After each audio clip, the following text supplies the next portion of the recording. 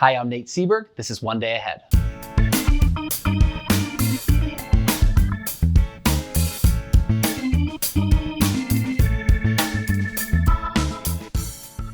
Welcome to One Day Ahead, Great Gatsby Chapter 6. This is a web series for teachers and students keeping a day ahead of the class. So whether you dance a surprisingly conservative foxtrot, or if you're just giving away gold pencils, I offer my thoughts and teaching strategies for this American classic by taking you through a chapter summary and analysis of key quotes and advice for teachers. If you're an educator, check out my Great Gatsby unit by following the link in the thing. If you're here just cause, that's great. Don't be afraid of that subscribe button, it really helps. All right, summary time.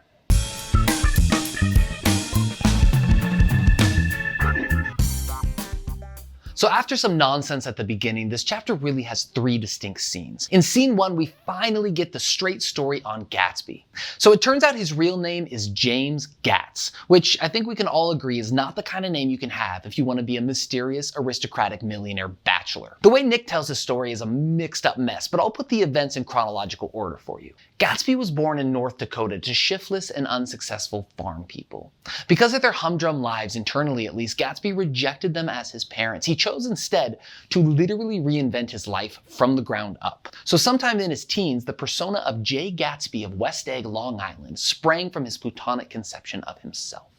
James Gats leaves his parents at around 15 and heads off to a small Lutheran college in Minnesota. He makes it there 2 weeks, dismayed at its ferocious indifference to the drums of his destiny, to destiny itself, and despising the janitor's work with which he was to pay his way through.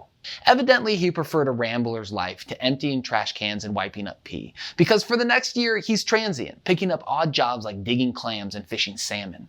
We also learned that he knew women early, which, okay. Finally, fate intervenes. While walking along the beaches of Lake Superior, the now 17-year-old James Gats sees a yacht over a shallow section of water that had a reputation for wrecking boaters. James borrows a rowboat, pulls out to the yacht, introduces himself as J. Gatsby, and informs the millionaire yacht owner Dan Cody of the danger. Cody's impressed with Jay. He takes him under his wing, and over the next 5 years, they travel the world.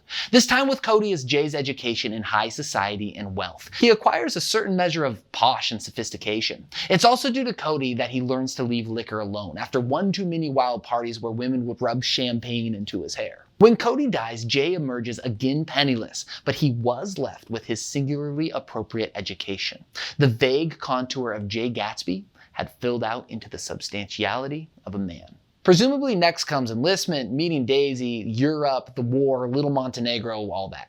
So there you go, the real J. Gatsby story, finally. On 107, Nick pulls us from this regression back to the present, and we begin scene 2, Drinks with Tom. One Sunday afternoon, as Nick and Gatsby are hanging out, Tom Buchanan and some friends just drop in unannounced. Apparently rich people just show up at the homes of other rich people and they're rich together. All you need to know is that Gatsby gets just a touch aggressive with Tom, bringing up that he knows Daisy in a sort of hinty kind of way. It's enough so that Tom resolves to find out more by attending Gatsby's next party, and scene 3 is that party. Apparently it's just as robust and wild as ever, but this one, because it's attended by that dumpster fire, gave the evening its peculiar quality of oppressiveness. Nick continues, there were the same people, or at least the same sort of people, the same profusion of champagne, the same many-colored, many-keyed commotion, but I felt an unpleasantness in the air, a pervading harshness that hadn't been there before. Gatsby takes Daisy and Tom around, introducing them to notable guests and referring to Tom always as Mr. Buchanan, the polo player, which is funny. Daisy and Gatsby dance a surprisingly graceful and conservative foxtrot together, and at one point they sneak off. One assumes to make out after asking Nick to stand lookout in the garden, which, Nick, just say no one time in your life. Later, dinner is served, and Tom asks to eat with another group. Go ahead, answered Daisy genially. And if you want to take down any addresses, here's my little gold pencil. This may seem like more coy Daisy nonsense, and that's certainly there, but the next line reveals that there's more. She looked around after a moment and told me the girl was common but pretty. So it's debatable, but I think this pencil thing is actually a subtle flex from Daisy. Tom is hitting on another girl, and Daisy, in a sort of veiled screw you, hands him a pencil to get her information. She's essentially saying, I might not be able to stop you, but don't think I don't know what you're doing. It's kind of awesome. So as the night is wrapping up, Tom rejoins Daisy and Nick and begins asking some questions. Who is this Gatsby anyhow? Demanded Tom suddenly. Some big bootlegger? Daisy rises to his defense, saying, I can tell you right now. He owns some drugstores, a lot of drugstores. He built them up himself. So, add that to the list of things we hear about Gatsby. After the revelry is finally over, Gatsby asks Nick to stick around. He is despondent. Daisy plainly didn't enjoy the party, and remember, all of this is for Daisy. It's here that we see more evidence of Gatsby's blind need to warp reality and control time in an effort to get to the Daisy he's built up in his head. He wanted nothing less of Daisy than that she should go to Tom and say, I never loved you. After she had obliterated 4 years with that sentence, they could go back to Louisville and be married from her house, just as if it were 5 years ago. Then we get perhaps the most famous line in the book. Nick, in an astonishing moment of almost courage, says, I wouldn't ask too much of her, I ventured. You can't repeat the past. Gatsby replies with the tragically misguided, can't repeat the past, he cried incredulously. Why, of course you can. And that's the summary. My people, Fitzgerald was a layered writer. He often concealed rich characterization in subtle phrases that a reader in a hurry might miss. That, or I'm way overreading this. You make the call. This is Deep Dive Quotes.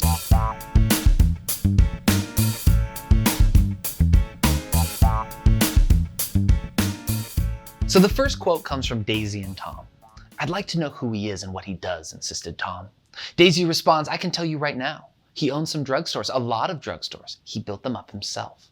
So among the pantheon of wild Gatsby stories, this one can seem a little mundane. I heard that he killed a man. No, he was a German spy. No, they say he used to own a Walgreens. But it turns out this hint reveals quite a lot. Let's get all legal for a second. When people think of prohibition, they think about the 18th Amendment. But that change to the American Constitution declared simply an intention to prohibit the production, sale, and transport of intoxicating liquors. It's more like an outline. It leaves all the pesky details, definitions, and enforcement to Congress. Enter Andrew John Volstead, a congressman with the resolve, courage, and mustache to implement the will of the people. He penned the Volstead Act, which took the intent of the 18th Amendment and gave it details and teeth.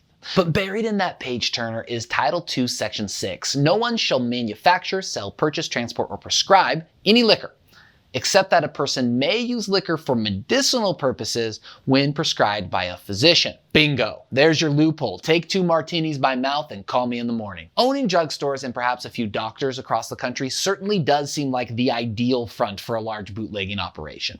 This is the best evidence yet that Gatsby's money is dirty. So quote 2 comes from Nick, writing about the young James Gatz and the adoption of his new identity. I suppose he'd had the name ready for a long time, even then. The truth was that J. Gatsby of West Egg, Long Island, sprang from his Platonic conception of himself. And to this conception, he was faithful to the end. So let's talk about the phrase Platonic conception. Nick is referring to Plato's theory of forms, which goes like this. Plato was concerned with what we should aim for in life. Imagine you're building a table. Which of the millions of tables that you've seen should you use as your goal?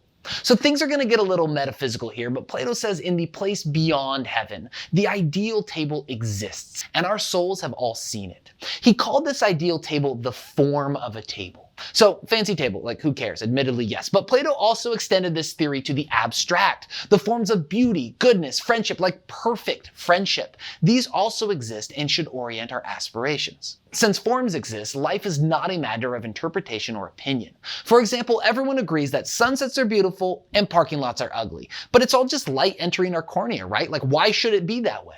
Plato would say that this is because sunsets more closely resemble the form of beauty. And if you're like, I find a sort of harsh beauty in parking lots, shut up. So let's bring it back. Nick says James Gatz created the Platonic version of himself. This means that in his mind, Jay called forth the form of a man, or at least what a 17-year-old kid from North Dakota thought was the perfect man. Then he looked at it and he said, all right, I'll be that. So this text is rife with gossip and rumor about Gatsby, but here's something real. Gatsby is a shortcut of a man. At a fundamental level, he is a lie, outlined by a kid, colored in by Dan Cody, and then writ large through bootleg millions. He decided on a Tuesday or whatever to simply be someone new, without doing the honest work inherent in becoming someone new. So he's a shell, the result of misunderstanding what it means to be a self-made man.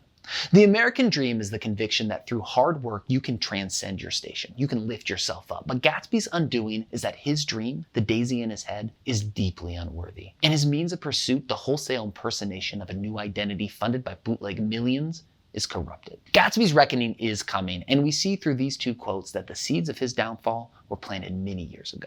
And that's deep dive quotes. So this book is complex. It's a thin little volume, but there is so much packed into so little that for a teacher, it can be hard to know what to aim at. That's why I'm here. Teachers, let me give you my take.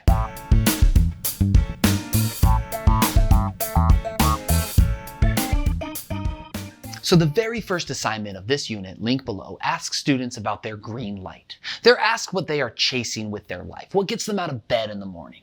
Now it's time to introduce part 2 of this assignment. Before reading this chapter, return their writing with the words "but how" scrawled at the bottom of the page. If part 1 was all about what they're chasing, part 2 is how they plan to get there. The entry task for today asks students to condense their what and their how into 5 or less words each. So their what might be like become a brain surgeon, and how would be attend school until I'm 45. Have them throw these on the board and look for patterns to emerge. Following the Did You Read quiz and the lit circles for today, focus your discussion on the deep dive quotes that I just laid out, especially the bootlegging hint dropped by Daisy. That's this week's If You Only Hit One Thing.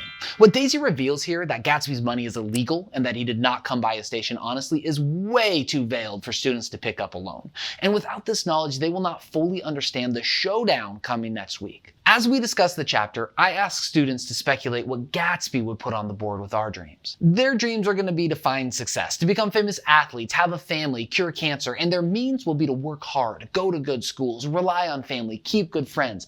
But Gatsby, his dream is to win back the Daisy of 5 years ago. And his means is bootlegging, controlling time, adopting a new identity, bending reality, and whatever else it takes. The difference will be stark. And that's chapter 6. Don't forget to subscribe and to check out my Great Gatsby unit, link below. Next time, we head to chapter 7, where Gatsby wears a pink suit, Nick has a birthday, and everyone drives someone else's car. All that and more next time on One Day Ahead.